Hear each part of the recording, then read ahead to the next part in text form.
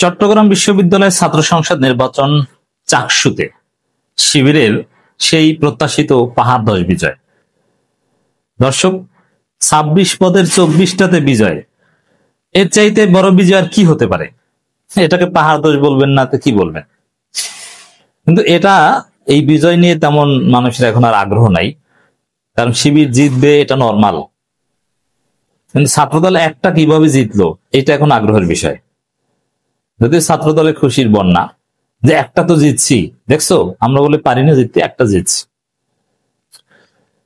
ছাত্রদল এবং শিবিরের প্রত্যাশার জায়গাটা এখন এই পর্যায়ে এসে পৌঁছেছে যে শিবির চিন্তা করে, আরে আমি 100% কেন জিতলাম না?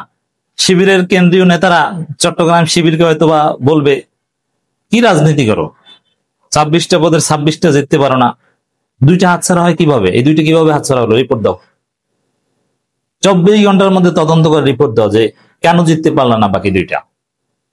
শিবিরের রাজনীতি এই জায়গায়। আর ছাত্রদলের রাজনীতি দেখছো, একটা জিতছি। চট্টগ্রাম বিশ্ববিদ্যালয়ের ছাত্রদল, কেন্দ্রীয় ছাত্রদল বা ঢাকা বিশ্ববিদ্যালয়ের ছাত্রদল বা জাহাঙ্গীরনগর বিশ্ববিদ্যালয়ের ছাত্রদলকে বলবে, দেখছো তোরা একটাও পারো নাই আর আমরা একটা জিতছি। আমার দেশের একটা রিপোর্ট দেখে আমি খুব মজা পেয়েছি। রিপোর্টের শিরোনামটা চমৎকার, আপনাদেরকে একটু শোনাই দর্শক, আপনারা মজা পাবেন। ছাত্রদলের জয় 1 পদে, তবে রাজনৈতিক প্রত্যাবর্তনের বার্তা বড়। এবং 1 পদে জিতেই তারা রাজনৈতিক প্রত্যাবর্তনের স্বপ্ন দেখছে, যে না আমরা ফিরে এসেছি, ছাত্রদল কাম ব্যাক, একটা পদে জিতেছি। দিস ইজ ছাত্রদল। গরিব, অসহায়, নিরুপায়। একটা নাটক দেখেছিলাম অনেক আগে, মোশাররফ করিম, ফারুক, এরা তখন মোশাররফ করিম ময়মনসিংহে একজন থাকে নাটকের মধ্যে, তাকে বলে যে ময়মনসিংহে, তুই তো ময়মনসিংহে অশিক্ষিত গরিব, তার সাথে এই বরিশালের যায়, মানে এরকম একটা বিষয় যে একটা পদ পেয়ে এরা খুশি, রাজনৈতিক প্রত্যাবর্তনের গল্প মারে। চিন্তা করেন, এরা যাবে ক্ষমতায়। টেম্পো স্ট্যান্ডের রাজনীতির বাংলাদেশে কোনো স্থান নেই। এখন সবচেয়ে মজার বিষয়, আপনারা জানেন যে বিপিজিএস এগুলো সহ 26টা 24টা জিতে গেছে শিবির। ফলাফল আপনাদেরকে একটু শেষে জানিয়ে দিব, কারণ তেমন আগ্রহ নাই। আপনাদের আগ্রহ 1 পদে ছাত্রদল জিতলো কিভাবে। জাহাঙ্গীরনগরের সেম প্রশ্নের উত্তরও এই আলোচনায় পাবেন, যে 1 পদে জাহাঙ্গীরনগরে আর বিপি পদে স্বতন্ত্র জিতলো কিভাবে।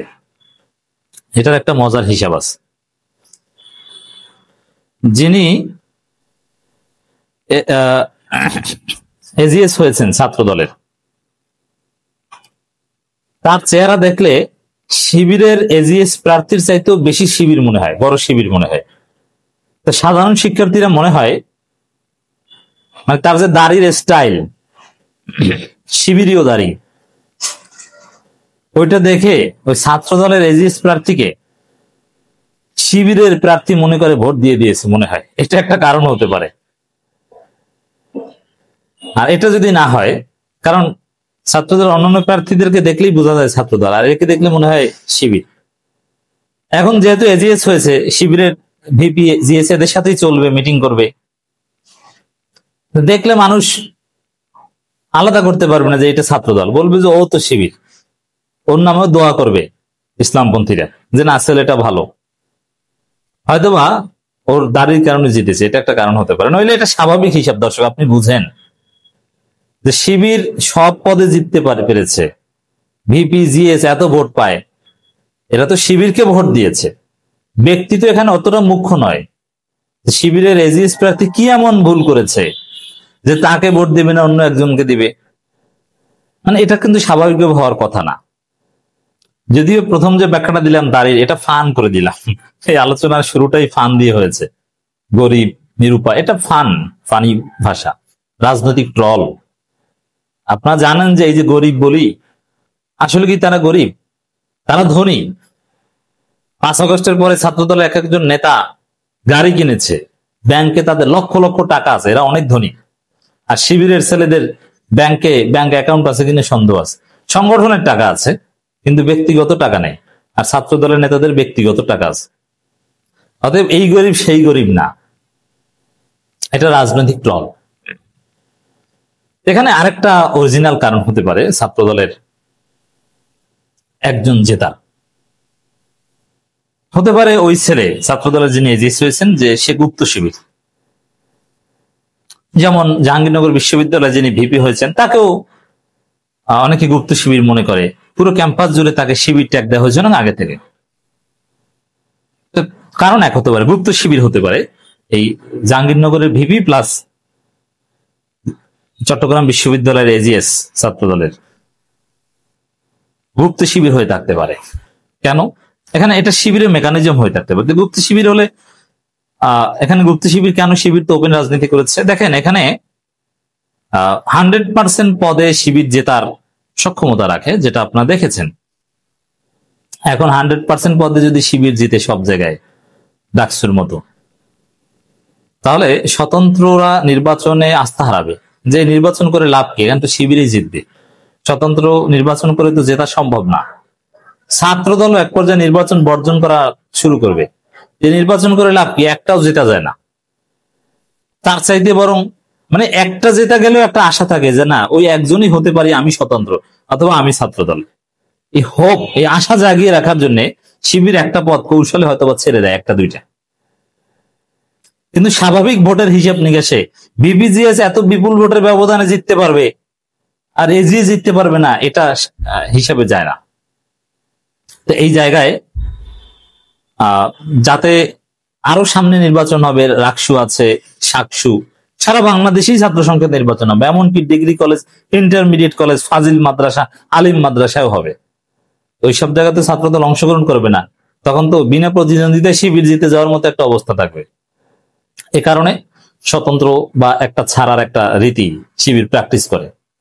এখন শিবির হয়তো বা এই তাদের যে গুপ্ত কর্মী, গুপ্ত সাথী, যে ছাত্রদল অভাব নেই, এটা সত্য কথা, আমি এটা বলি। আমি তো আর শিবিরের মুখপাত্র না বা জামাতের মুখপাত্র না, আমি আমার মতো বিশ্লেষণ করি। শিবিরের প্রচুর লোকজন ছাত্রদলে এখন আছে, একদম মৌলিক মৌলিক জায়গা আছে, সব জায়গায় আছে। হয়তোবা শিবির এই মেকানিজমটা করেছে যে ঠিক আছে, শিবিরের যে ছেলে ছাত্রদলে আছে সে ছাত্রদলের হয়ে নির্বাচন করুক, আর আমরা ভোট দিয়ে তাকে জিতিয়ে দিব। ছাত্রদল মনে করবে তারা জিতেছে, আর এদিকে আমাদের সাথে তো, যেমন জাহাঙ্গীরনগরে দেখেন, মানে এমন ভাবে প্রোগ্রাম করে, এমন ভাবে চলে, আসলে যে ভিপি শিবির না এটা বোঝার কোনো উপায় নাই। এই চাকসু তো এরকম হবে, গুপ্ত শিবির হয়ে থাকতে পারে, এটা একটা ব্যাখ্যা। দর্শক, খবরটা আপনাদেরকে একটু সংক্ষেপে জানিয়ে দিই। চাকসু নির্বাচনে ভিপি, সহসভাপতি ও জিএস সাধারণ সম্পাদক 26টি পদের 24টিতে জয় পেয়েছে শিবির সমর্থিত সম্প্রীতি শিক্ষার্থী জোট প্যানেলের প্রার্থীরা। বাকি 2 পদের 1 পদে ছাত্রদল, অন্যটিতে স্বতন্ত্র জিতেছে।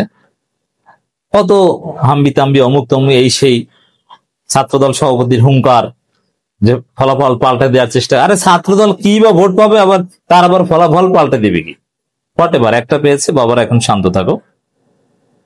ভোট 4টার দিকে আনুষ্ঠানিকভাবে 14টি হল ও 1টি হোস্টেলের ফল ঘোষণা করা হয়। চাকসুর প্রধান নির্বাচন কমিশন অধ্যাপক মনিরউদ্দিন এই ফল ঘোষণা করেন।